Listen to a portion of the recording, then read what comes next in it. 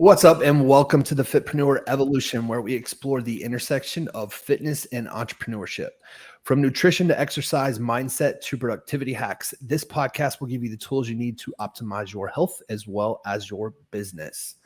What's up, everybody? I hope you're having a fantastic day. We have another wonderful guest with us today, and she is going to share a little bit about who she is, what she does, and who she likes to help. Awesome. Thanks for having me here, Dustin. Yeah, for sure. So I help kind of a wide variety of people. I've always tried to narrow it down, and then it kind of just opens back up. So I fell into doing a lot of fall prevention and really helping a lot of the older population really regain their balance or never lose that when COVID hit. And then that kind of evolved because I've always been a kinesiology nerd. And my dream for InBalance was to not separate like, oh, I'm just doing exercise or just nutrition or recovery, everything, mindset, mental health, everything like that. So I really started to get back to that through my own journey when I completely crashed my own hormones, had to learn a ton about that and healing the body completely naturally. I'm a holistic health practitioner. So I was doing that as a gap year on my way to physical therapy, and kind of just finished that and fell in love with being there and helping people optimize their life holistically as well as all around, not taking apart all four of those big components. I think you really need to have in balance to really have your most fulfilled and like longevity in your life. Yeah, that's awesome. Yeah, I agree with you 100%. A lot of people, they think that they just drive toward one mechanism or one thing when our body works as a whole. There's a ton of different moving parts. So we have to kind of balance them all out. It's not just one specific area. So yeah, I agree with that. It sounds like you have a ton of knowledge in this. So yeah, that's really cool. I love what you do. So when you say that you kind of go through, and I guess your ideal kind of client would be someone that's a little older. Is there any clients, and you don't have to give their name, but is there any client that you, I guess, enjoyed working with the most? We all have just that one client that sticks out in the back of your head. And it's like, that was my best experience, whether they've got the best results or they were just most relatable to you. Is there anything like that that you can explain?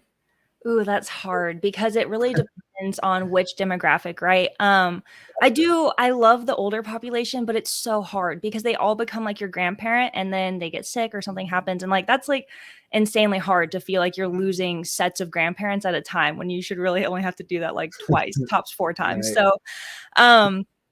So yeah, so I do love them. I really love working with like the 30 to 50-year-olds. Like, let's prevent you. You're in your desk job and everything's starting to ache and you're just grabbing food and everything's starting to go wrong. Let's like prevent that from becoming really bad. But so I guess if I can give two, because from those kind of two different groups, when it came to the older side, and I really want to open like a nonprofit for them because they need it, but I want to prevent them from ever being there. I took this one lady from being in a wheelchair to being able to walk with her walker again, before we unfortunately lost her. And it would have been amazing to like get her to fully independent. But she reminded me so much of my grandma. Like, their name was the same. They were both like grade school teachers, little spitfires. Like, they were going to tell you what's on their mind. And so she was such a joy to work with, especially because like, when she accomplished something, she would like cheer herself on and she'd get so excited about it. And just getting to see like that was her last wish, was like she just wanted to be able to walk again. And so to be a part of that was really exciting. So really loved that. And then in my younger population, I think the person I enjoyed working with most was someone I got to do it all with. So I love figuring out what's going on in the body. Like, it's really your calf is taking over because your hamstring is inhibited. So that's why you're actually getting all this pain all the way from your foot up into your back, up into your neck. And so if we can activate your hamstring, we can get rid of all that pain. We can improve your performance. And then also that just starts to feed over into the rest of your life, because now taking that 2-hour trip on the weekend to that place you really want to go to isn't so painful. can go do that, or playing with they had just had a little grandkid. So playing with them and being able to get on the floor wasn't painful anymore and they could do it. So all those things that extend into their life. And then of course we were working on nutrition with that. We were programming their exercise. So seeing that 50-year-old get like super strong and literally getting text messages where they're like, hey, I'm going to go for a 250 deadlift. And I'm like, hey, we were just at 195 last week. Can we like try 220 first? Like, can we like Right. build this up? And seeing them like want to go compete again and like telling me like their core feels good and like their wife is like really enjoying like commenting on their arms. So they're getting that like life spark back, and getting to work with just every aspect of their life. I think that was another one of my favorites for sure. Yeah, that's awesome. There's the first one you shared, the way you even shared it seemed like really powerful. Like that seems like that's huge. And so as like trainers in general, that's like why we start. So like I know the audience, you've heard me say it time and time again, but typically we all go through some type of journey on our own. And that's what motivates us to do something else, because we feel the joy that comes from that and we want to share it with everyone else. So as trainers, we absolutely love celebrating and sharing those wins with you guys, right? No matter if it's fitness or health related, or, maybe you lost weight, maybe you feel better. And kind of like she said, like being able to go from a wheelchair to a rock or to a walker again, that is huge, absolutely huge. So man, that is crazy. And what kind of when you say, you're kind of, people are getting older, you say your age range is 30 to 50, which is super cool because I fall in that bracket. But what do you think for our listeners, I guess, say they're like 35, they sit at a desk all day. What do you think their biggest overcome would be to get them learning to kind of move a little more and eat a little better? Start simple. Don't try to like change everything overnight.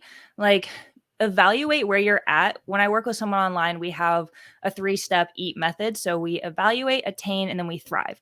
So we're always going to start with evaluating where you're uniquely at, because everybody's journey is completely different. So if you are literally getting 1,000 steps a day, asking you to do 10,000 is absolutely ridiculous and you're not going to do it. Maybe you'll do it once and you'll be like, this sucks and everything hurts now. So if you're there and you're literally not getting up, then let's start with setting a timer to get up every now and again. Or with one of my women, I was just like, can we just take a 10-minute walk, breakfast, lunch, and dinner? So sorry, my cat's like jumped up here.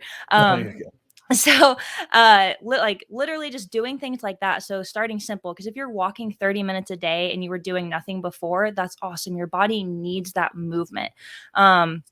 So yeah, starting small is definitely, and starting with like easy mobility. Right now in one of my communities, we're running a 30-day core challenge where I'm literally taking them from you cannot do a hollow body hold, dead bugs are hard, all the way to doing V-ups. So starting with, and it's just 15 minutes a day tops.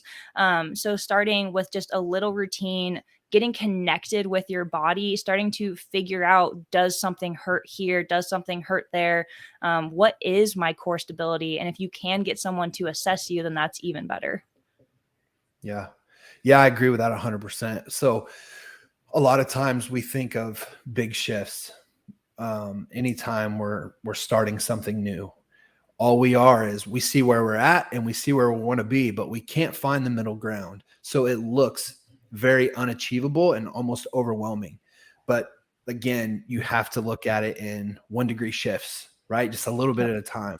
I use the terminology of chunking down, like inside my program. That's what we do. I don't overwhelm people with a million things at one time. Just like I give you 3 little small steps and we're getting better every day, slowly progressing. And it doesn't happen overnight, but yeah, I agree with that. That's awesome. So with your core challenges going on, that sounds really cool. That's something that I struggle with, is doing core. I often neglect it, even though I used to do a lot of deadlifts. And then as I got older, I got to the point where it's like, okay, what is the risk to reward ratio on deadlifts? Because when I lift weights, I would always ego lift. I tore my labrum at one point in Ooh, time, yikes. and I was like, okay, it slowed me down a lot. And then so I was like, okay, I'm not benching, 315, 405 anymore. I can stick at 225. It really hurt my pride and ego, but that's where I stayed to prevent injury. And so when it comes to core, it's like I'll do a lot of hanging leg raises, and that's like my main core. Like I'll do 5 sets of like 25. And instead of kind of optimizing my workout and do other things like work on my obliques or anything like that, like I navigate to that one thing because it's comfortable, because it works. What do you think? Give me your top 3 favorite core workouts, core exercises, Okay. I guess. So for someone, who's going to the gym, super functional, right? Already, like you're comfortable with that. With this core challenge, is supposed to be like low barrier to entry. So everything's on the floor. You can do at home, right? For Right. you, particularly, I would add in anything rotational. Now, clearly you don't like just core. So I would combine that with something like taking a medicine ball and you're going to rotate and chuck it at the wall if that's available to you in your gym, or at least you're going to turn and throw it to the ground, or even just taking a cable and doing like a high to low chop while you rotate. So I would definitely do one of those 3 rotationals, just kind of what's available to you in the gym. I know that's not exactly what you asked, but so definitely rotational. Definitely bracing, which you can literally just add into those lifts you like to do. Like you can add that into your deadlift. You probably tore your labrum because your low trap wasn't actually bracing correctly. And so your shoulder was having to do a lot more than it needed to. And your upper trap was doing a lot more than it needed to. So it wore and wore and wore. But if you Right. worked on that transverse abdominis bracing, which could be as simple as practicing like the dead bug on the ground and doing intra-abdominal pressure, or you might really like beast position and then working on being able to raise up your opposite leg and arm, but don't let your body rotate at all. So it's doing some anti-rotation. Yeah, for you, anti-rotation, rotation, and then yeah, really like that core bracing, which is kind of similar to anti-rotation, but I would add in those 3, like some literally just figuring out how to brace your core correctly with those lifts. So your back is contracting everything in, working core compression, beast position, and one of those 3 rotational exercises that's most accessible to you in your gym. Sure. Yeah. Yeah, I get that. So I used to do a lot of the rotational when it was a medicine ball, but it was more like Russian twists, stuff like that. Or if I was lucky and my daughter went to the gym with me, then we would do a lot of medicine ball toss, like through our crunches and stuff, which was always fun. Partner workouts I like because it holds people accountable. It holds the other person accountable. It's like, no, we're not done yet. You can't quit just because you want Yeah. to. We're not through. And it makes But you compete a little bit more, push a little bit harder. yeah. Oh, and it's so funny that you say that because so we moved. It's almost been a year now. It was so where we lived before. I had a lot of people that worked out in the same gym as me that, we competed without knowing we were competing, if that makes sense. If we Yeah. saw each other in the gym and we saw the weight they were moving, it's like, okay. So then we tried to one up them the next time. And so there was at one point in time, they had a whiteboard that hung on the wall that had your top 3 lifts on there: bench, squat, and deadlift in a total. And so there were probably 10 names on it, maybe 15. And so the guy that worked at the gym would have to come over and watch you do these lifts, and he would probably spot you as well. Me and this other guy, and this is actually how I tore my labrum. So me and this other guy, it was like we competed back and forth in regards to our bench, our squat, and our deadlift. And it's like, I'm not going to let him outbeat me. And so it got so competitive that it was almost, we were hyper focused on outperforming the other one. But it actually made us perform better in the gym. We weren't using those complacent workouts. We weren't using our RPE was way high all the time because we were trying to beat each other out. And it got to the point where it was like, okay, He would bench 395. The other person would bench 400. And then you would see them training in the gym, trying to get to that 405 mark and failing repeatedly. And then you would see them hit 405, but you keep pushing. That's what I love about being in a community or having friends that lift, or an accountability buddy, or, you know, just a friend that works out with you, because you push each other so much harder. So yeah, I like that. Yeah, accountability is so, so huge. Like, as humans, we're like communal creatures.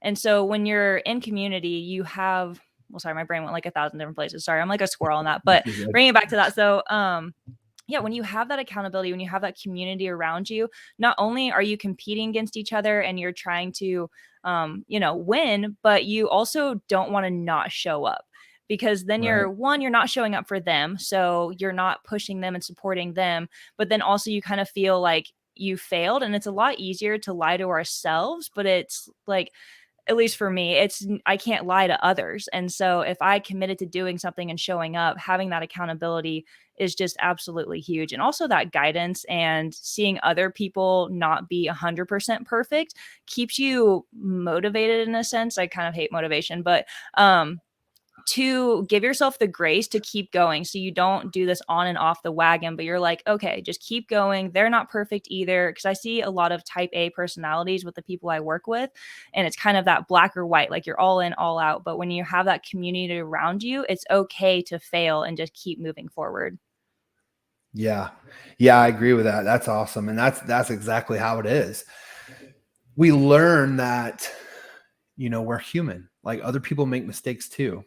But I love the fact that you said when you show up for yourself. So that is something that I'm really big on. And if you guys listen to this, have listened to other episodes, then you already know I'm big on non-negotiables. And so if you do not know what a non-negotiable is, a non-negotiable means it's something that you do not negotiate with yourself about. And what happens is when you start making non-negotiables for yourself, it allows you to show up for yourself all the time. It will help build your self-confidence and your self-trust, because you will actually follow through with what you tell yourself you're going to do, right? So you stop lying to yourself and you stop self-sabotaging yourself. So I'll give you a couple of my non-negotiables. Mine is my morning routine. That's my first one. My gym routine is my next one. And then my family time in the evening is my other one, right? So my morning routine is definitely non-negotiable. I wake up the same time every day, 4:30. I go downstairs. I drink 30 ounces of water with a quarter of pink Himalayan salt and 1 lemon. I go upstairs. I brush my teeth. I go back downstairs. I make my protein shake, and I go out the door and I go to the gym. That's my morning routine every day. Does not Right change, on. 7 days a week. That's just what I do. And then it's the same. I make sure I go to the gym. I get my lift in. I come home. I drink my protein shake. I wake up my kid for school. And then I go about the rest of my day. And the rest is whatever happens. I try and plan it. But if something, comes along, it's okay, because that's, I didn't promise myself that I was going to do XYZ because I'd already done it. And then once 6 o'clock comes, I don't care what it is that I'm in the middle of, I'm dropping it, because my non-negotiable is 6 p.m. to 9 family time. That's just what I go do. So make non-negotiables, guys, because I'm telling you, you will build self-confidence and self-trust in yourself, and you will show up more for yourself. Because once you get to the point where it's like, that you're not lying to yourself anymore, that you actually follow through with what you say you're going to do, you're so much more confident. And so the next time you tell yourself, hey, I'm going to go do this, you actually know that you're going to go do it, because you haven't lied to yourself, right? Yes. Yes. Just yes to all of that. I love that so much.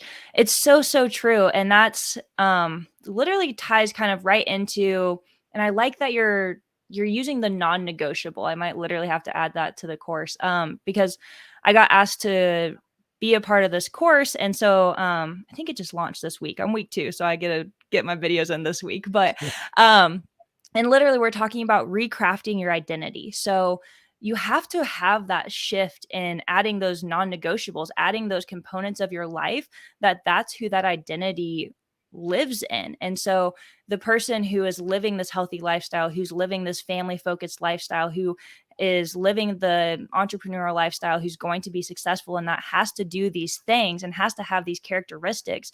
And so they can't be the person who identifies as the person who sits on the couch all morning long, then strolls into work late, kind of gets their stuff done, and then goes home and watches Netflix. No, they're the person who gets up. They have their routine. They're getting the things done. They know that XYZ negotiables they're going to do throughout the day. And that's part of their brand book. I don't know if you know who Rob Bailey is, but always have to give credit where credit's due, where he talked about writing your personal brand book. And so that's something I harp on with my ladies a lot, is like redefining who you are. And because if you think about your favorite brand, like, you know, their colors, their logo, their slogan, if you go into their store, how you're treated by their employees, how they present themselves in the news and the media. And so you can rewrite that for yourself. And so putting those non-negotiables, which I was kind of just calling like character traits, or kind of their culture inside of their brand book. So defining those things out for yourself and living by that brand book, because then if you deviate from that brand book, you kind of feel like gross with yourself, and like you're not being authentic and to who you are. But if you can live with inside those parameters and this new identity you've created, then you can be successful in all of those things, and hitting those non-negotiables, hitting everything you want to hit, just becomes easy, and you don't need the motivation anymore, because this is just who you are. Yeah, exactly. Yeah, I love that. I'm gonna have to look up that guy too, because I haven't heard of that, but it sounds awesome. Oh, you'll love him. I and I heard you say this earlier. You didn't like motivation. I agree with you. So here's my takeaway on motivation. I think that motivation is just an emotion. Motivation is something you feel. It's not something you have. So whenever we start something new, whether it's a new business, whether it's a fitness journey, whether it's a new job, whether it's a new car that we get, it can be materialistic things too. We feel motivated. We're excited, right? Because it's new. So we're motivated. Our sense of emotion is peaked. But what happens in a month or 2 months? We no longer have that feeling. So with motivation, if it's a business or if it's fitness, if you rely on motivation, it will only get you so far. In the beginning, your motivation it's an emotion, right? So you're going through 4 weeks in, it's like, okay, my motivation is absolutely gone. I don't know what the problem is. I don't want to go and eat this food. I don't want to go to the gym. I don't want to do this. I don't want to do that, because you're relying on motivation and it's no longer there to carry you through. The fire will dim down. And so you have to create good, solid habits. Right? So while you're motivated, you create those habits. While you're motivated, you create non-negotiables. Therefore, when the motivation goes away, you're not relying on motivation. You're relying on the awesome habits that you've created and the non-negotiables to carry you through the rest of the way until that emotion of motivation comes back, and then it'll spike. But when it goes away, you still fall back on what we know, our good habits and our non-negotiables, right? Does that make sense? Yep. Oh, it makes so much sense. And here's the crazy thing, right? Because I'm also like a neuroscience like nerd. And so that's not actually motivation. They're feeling dopamine.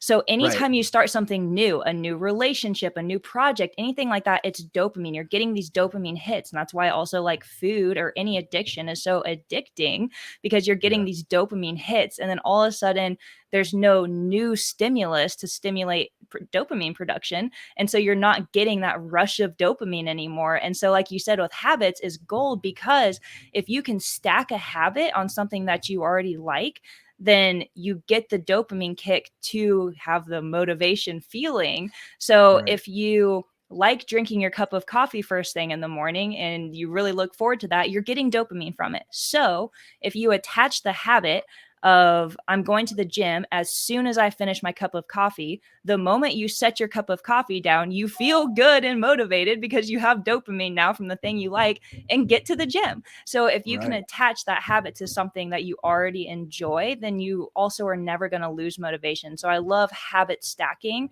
and just building those things on top of each other.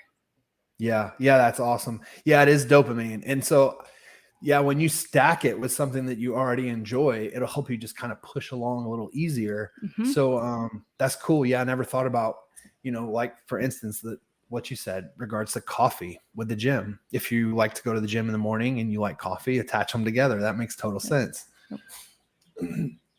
Um, with motivation, or we can kind of go back to like the non-negotiables or morning routine, for example.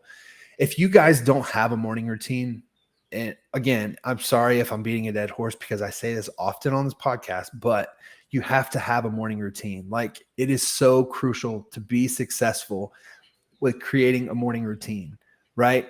Take 5 things. And it can be simple stuff. It can be like shower, brush your teeth, take your medicine, wake up your kids, let out the dog, whatever it may be. But take 5 things and put them together.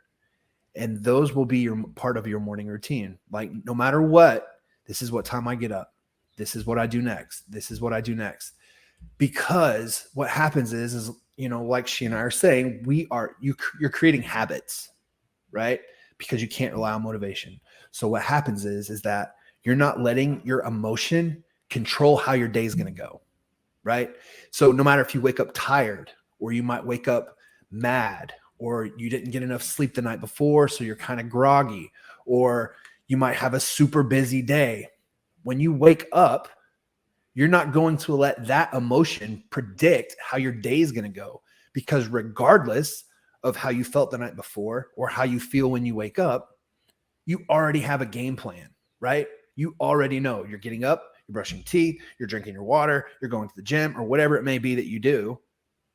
That's already in place because you are setting up your day for success, right? Because if you don't have that morning routine, you wake up, you argued with your girlfriend or your spouse the night before, and so you didn't sleep very good. Now you're tired. So you're just going to kind of brush your teeth, sit down, scroll through social media for a little bit, maybe eat breakfast, whatever it may be. And your day is going to be all messed up. Like, it literally will be. But you need to get to the point where you're creating a morning routine so that if something falls off your morning routine, then you get anxious about it. Just like when you become a gym goer or a fitness enthusiast and you start going to the gym all the time, then you're anxious when you don't go to the gym. Versus if you think back to when you were first starting that fitness journey, you were anxious going to the gym for the first time. It's weird how that works, right? Yep. And the brain starts to look forward to it. And so, again, I just love, like, humans are dopamine junkies. And so when you're doing those, like, you have those 5 things, like you said, you got up on time. That has a myriad of things. Like, getting up and going to bed at the same time does so much for your hormones, your metabolism, your mood, everything like that. So, like, regardless of getting up and being like, yes, I did it, I got up at the time I was going to say, which gives you that dopamine spike, it's also going to keep your energy more regular. It's going to do so much for your health. So regardless of, like, that's like a double whammy, just do it, guys. Make that part of your morning routine. Get up at the same time, go to bed at the same time. But you do, like, every time you accomplish those things. So you just accomplished 5 things first thing in the morning. Your brain is already on a roll to, like, keep accomplishing things and keep feeling good about doing the things you said you were going to. So yeah, I couldn't agree more. That's awesome. Yeah. Yeah. You're building your momentum for the day, right? Mm-hmm. Yep. You're already celebrating 5 wins for the day. I did exactly what I said I was going to. Yep. I have 5 things knocked off my to-do list for the day. Let's keep the momentum and just move forward and be productive for the day, and just keep knocking out wins, right? Yeah, So absolutely. yeah, I love morning routines, guys. I mean, I'm sure it won't be the last time that I say it, but you really have to just make a morning routine.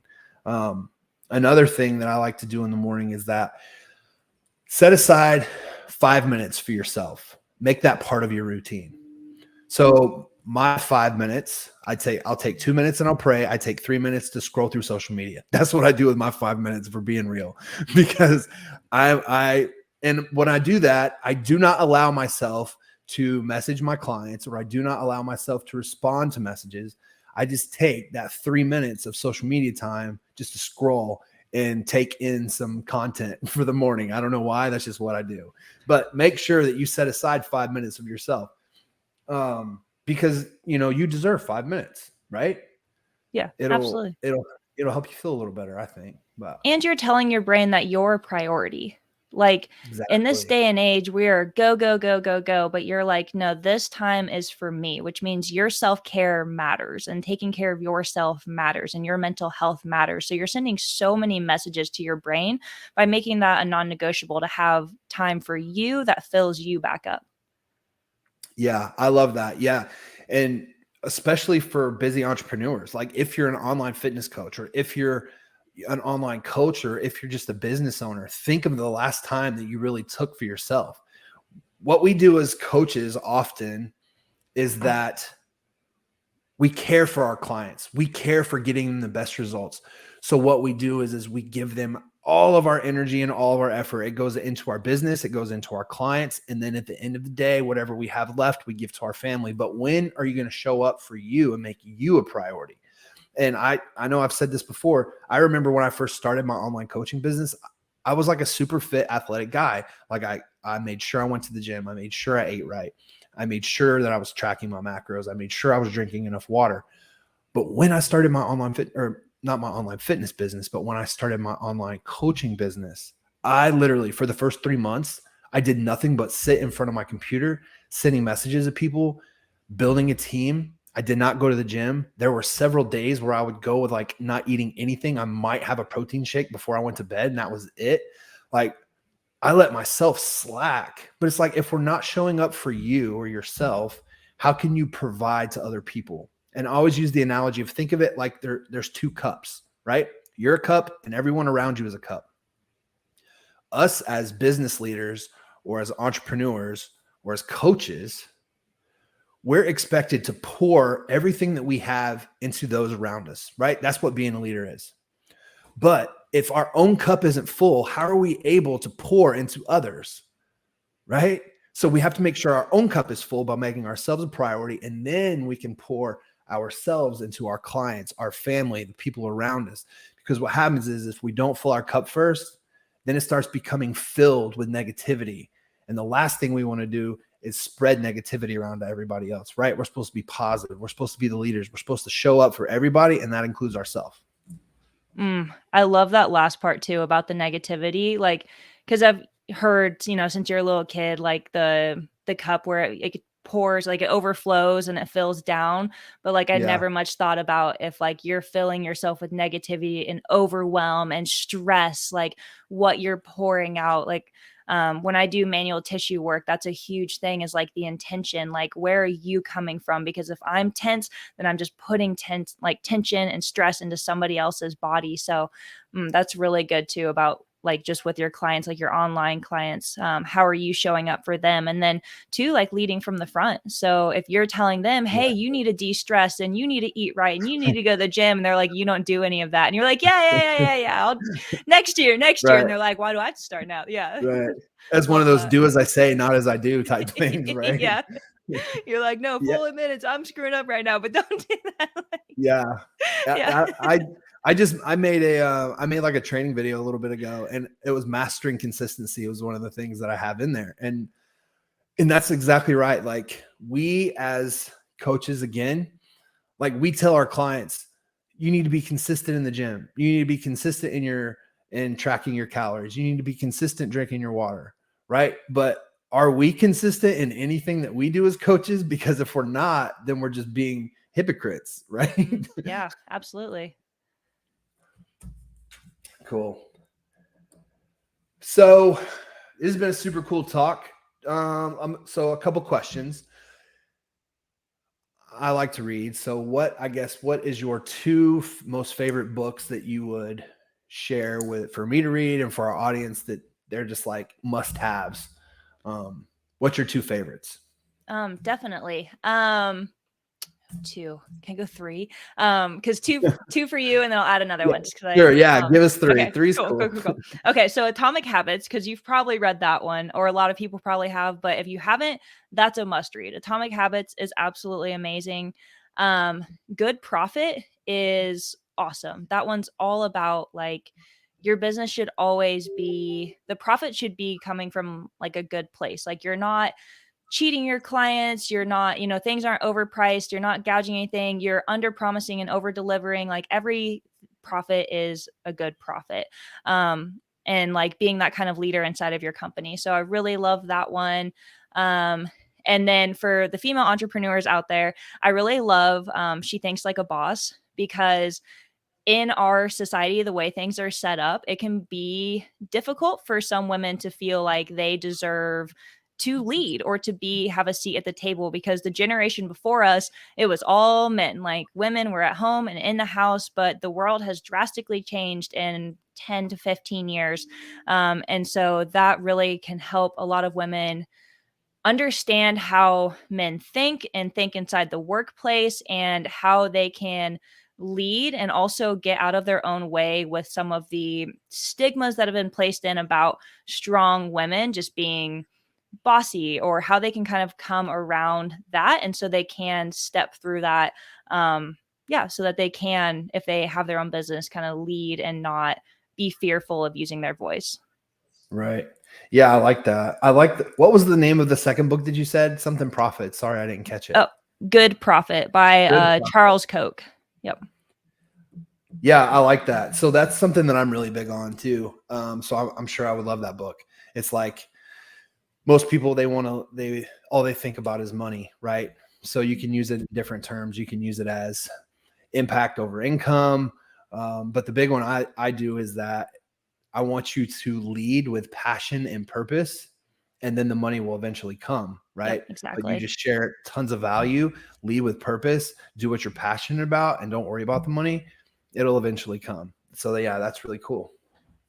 Atomic Habits, Good Profit, and She Thinks Like a Boss. Awesome.